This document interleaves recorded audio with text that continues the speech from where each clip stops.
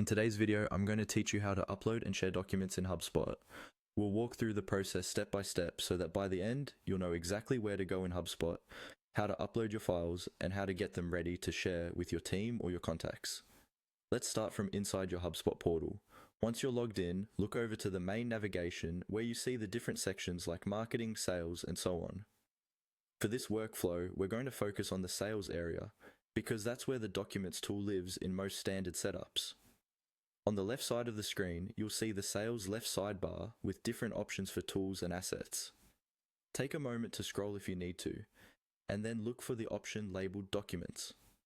It might sit alongside other tools like templates or snippets, depending on how your view is configured. Go ahead and click on Documents. This will open the main documents library, which is where all the files you and your team have uploaded will appear. Once you're in the document section, you should see a list of existing documents or an empty state if this is your first time using it. Near the top of this page, look for a button labeled Upload Document. This button is your starting point for adding new files into HubSpot so they can be shared and tracked.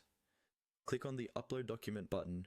As soon as you do, your browser will open a file picker window, allowing you to choose a file from your computer. At this point, select the document you want to upload. Common formats include PDFs, PowerPoint files, and other standard document types that you typically send to prospects or customers. When you've chosen the right file, confirm your selection in the file picker. HubSpot will then begin uploading your file into the documents library. Depending on the size of your document and your internet connection, this might take a few seconds. After the upload is complete, the document will appear in your list of documents, usually with options to copy a shareable link, adjust settings, or associate it with specific users or teams.